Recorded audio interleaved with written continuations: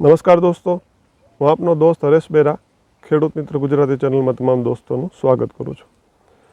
દોસ્તો, આજના વિડીયોની અંદર આપણે એક એવા મુદ્દા વિશે ચર્ચા કરવાના છીએ કે જે મુદ્દો ખેડૂત મિત્રો માટે સમજવો ખૂબ જરૂરી છે અને આ મુદ્દો જો આપણે નહીં સમજીએ તો એના કારણે ખેતીના ક્ષેત્રની અંદર થતા જે નુકસાનો છે એ નુકસાનો આપણે દર વર્ષે ભોગવવાનો વારો આવી શકે છે.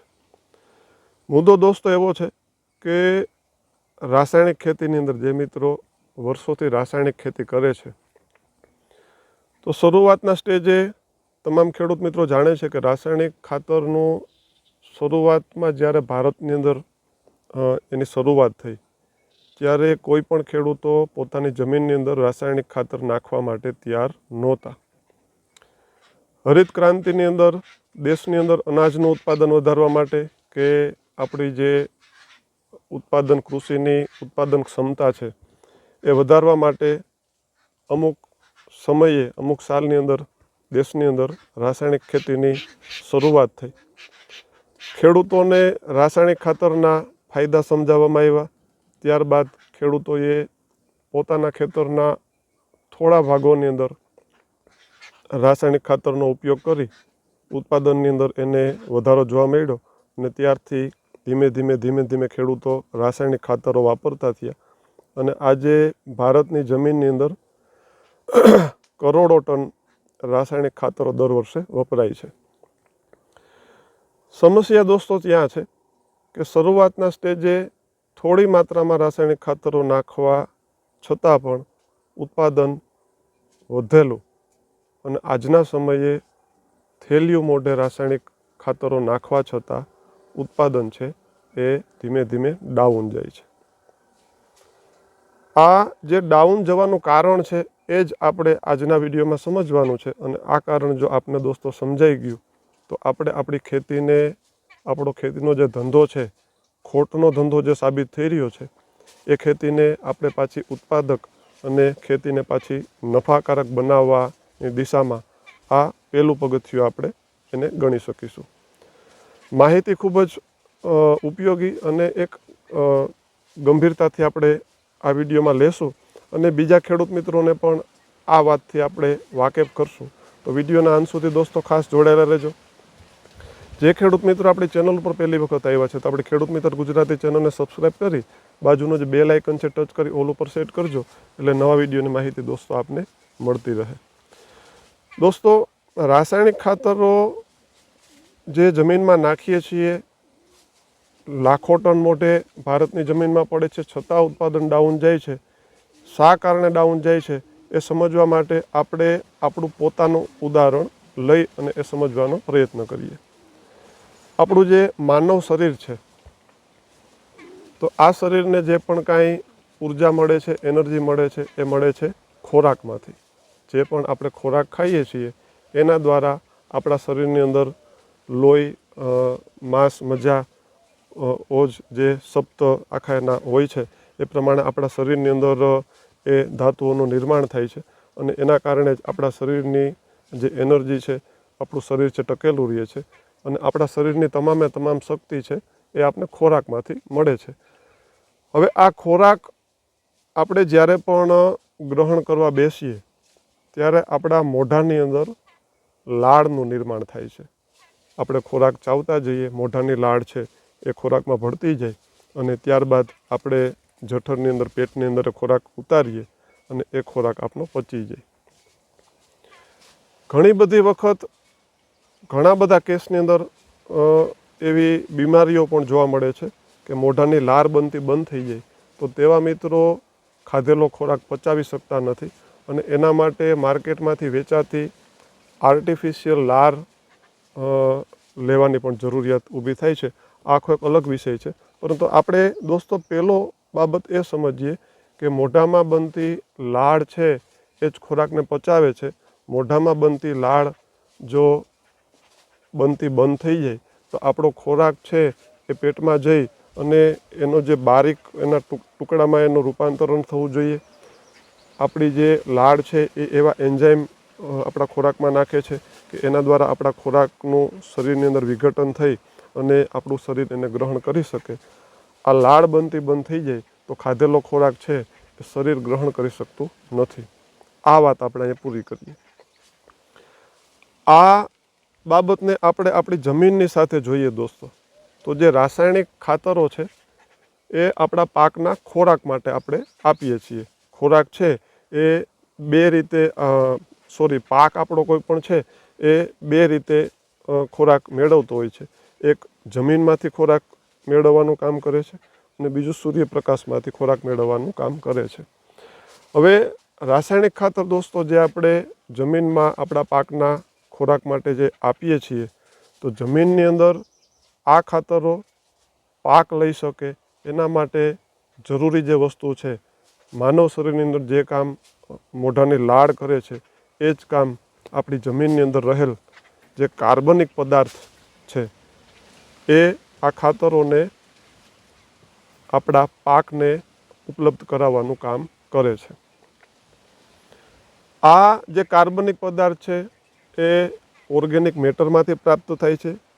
ઘણા ખેડૂત મિત્રો વર્ષોથી પોતાના ખેતરની અંદર છાણિયું ખાતર ભરેલ ના હોય, કોઈ આપણા જે જમીનની અંદર આપણા જે પાક ખલાસ થઈ ગયા પછી કોઈ એની અંદર એનું કટિંગ મેળવેલું ન હોય, કોઈ વર્મી કમ્પોસ્ટ છે એવા ખાતરોનો ઉપયોગ કરેલ ન હોય, તો વર્ષોની ખોટને હિસાબે આપણા જમીનની અંદરનું જે કાર્બનિક પદાર્થ છે એનો એક રેશિયો હોય કે આપણી જમીનની અંદર આટલા ટકા કાર્બનિક પદાર્થ હોવો જોઈએ, તો એ રેશિયો ક્યાંક ને ક્યાંક ખલાસ થઈ જાય. તો આ જે રાસાયણિક ખાતરો છે આપણે જમીનમાં જ્યારે પણ આપશું દોસ્તો, તો યુરિયા આપણે જમીનની અંદર આપીએ તો જમીનની અંદર રહેલો જે કાર્બનિક પદાર્થ છે એ યુરિયાને પોતાની અંદર ખેંચી લેશે.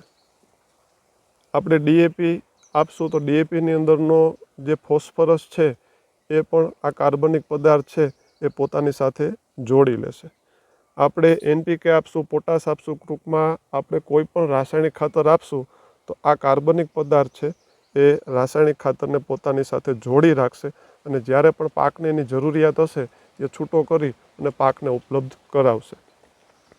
આ જે કાર્બનિક પદાર્થ છે એ જમીનમાં રહેલો આ ફોસ્ફરસ છે, પોટાશ છે એ છોડ લઈ શકે એવી કન્ડિશનમાં લઈ આવવા માટે આપણે જે સૂક્ષ્મ જીવો છે એને પણ આ જ કાર્બનિક પદાર્થ છે એ મદદરૂપ થાય છે દોસ્તો. કાર્બનિક પદાર્થની ગેરહાજરીમાં સૂક્ષ્મજીવોની જે કાર્ય પદ્ધતિ, કામ કરવાની તાકાત છે, શક્તિ છે એ પણ ખલાસ થાય છે. તો જમીનમાં રહેલો જે ફોસ્ફરસ, પોટાશ છે એ પાકને ઉપલબ્ધ કરાવવાની જે ક્રિયા છે એ પણ બાધિત થાય છે અને નાખવા છતાં પણ, જમીનમાં હોવા છતાં પણ આપણા પાકને જરૂરી પોષક તત્વો મળતા નથી. આ કાર્બનિક પદાર્થને કારણે જ આપણી જમીન છે એ પોચી રહે છે. આપણા જમીનની જે પાણી ગ્રહણ કરવાની શક્તિ છે એ પણ એનાથી જ વિકસિત થાય છે અને આ કાર્બનિક પદાર્થના અભાવે આપણું કોઈ પણ રાસાયણિક ખાતર છે એ 100% કામ કરતું નથી. એના કારણે જ જેટલી માત્રામાં આપણે થેલિયું મોઢે રાસાયણિક ખાતરો નાખીએ છીએ, પણ કાર્બનિક પદાર્થ જો જમીનમાં દોસ્તો ના હોય તો આ ફોસ્ફરસ છે એ પોટાશ છે એ બીજા જમીનમાં રહેલા જે ખનિજ તત્વો છે એની સાથે કમ્બાઈન થઈ જાય છે, એની સાથે ચોંટી જાય છે. ખૂબ જ નાની પણ મહત્ત્વની બાબત દોસ્તો એ છે કે મોટાભાગે આપણે ખેતીની અંદર નાઇટ્રોજન, ફોસ્ફરસ અને પોટાશનો ઉપયોગ કરતા હોય, તો ફોસ્ફરસના ઉદાહરણથી આપણે સમજીએ કે ફોસ્ફરસ જો જમીનમાં કાર્બનિક પદાર્થ હશે તો કાર્બનિક પદાર્થની સાથે ચોંટી જશે અને આ કાર્બનિક પદાર્થ યોગ્ય સમયે ફોસ્ફરસને રિલીઝ કરી આપણા પાકને ફોસ્ફરસ ઉપલબ્ધ કરાવશે. દાખલા તરીકે આ કાર્બનિક પદાર્થ આપણા જમીનની અંદર નથી તો ફોસ્ફરસ એકલો તો રહેવાનો જ નથી, તે જમીનની અંદર રહેલા લોખંડ છે, આયરન છે, તો આયરનની સાથે ચોંટી અને એક અલગ એનું રાસાયણિક ઓલું બનાવી લેશે.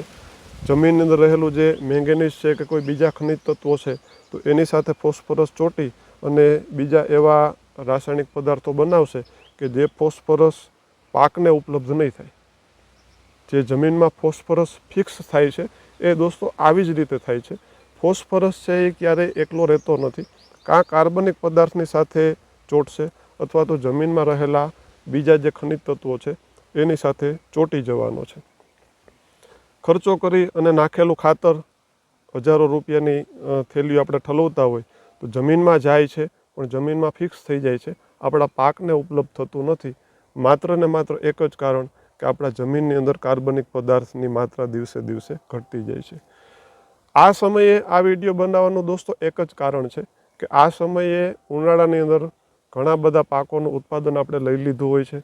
આ સમયે આપણે શિયાળુ પાકમાં જો ઘઉં વાવેલા હોય તો ઘઉંનું આપણે ઉત્પાદન લઈ લીધા બાદ જે પણ એનો વેસ્ટ છે આપણે એને સળગાવવા કરતાં આપણે આપણી જમીનમાં જો ભેળવી દઈએ અને સમય છે તો પાળા બાંધી અને એકાદ બે પાણ આપણે પાઈ દઈએ તો ચોમાસું આવતા આવતા તે આખો આપણો જે ઘઉંનું ઓલું છે એ જમીનમાં એનું વિઘટન થઈ અને આપણી જમીન ફળદ્રુપ બની જાય.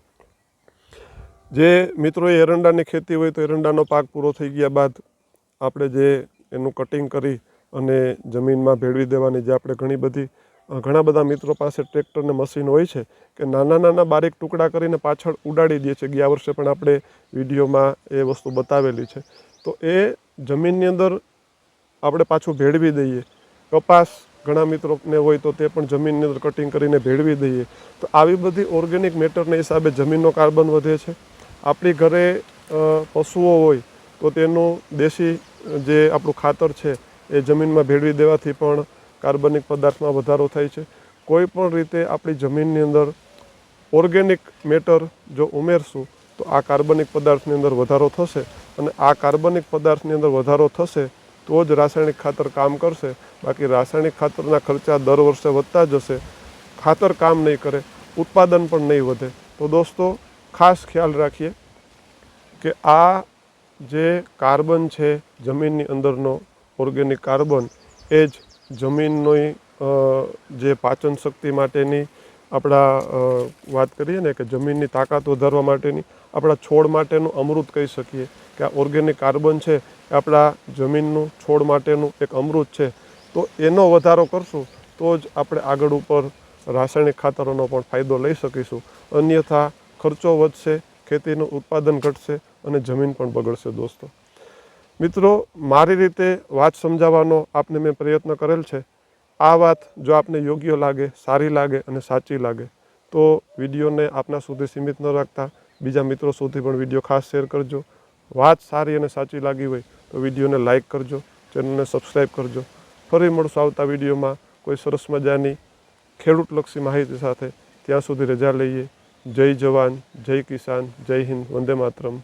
ધન્યવાદ.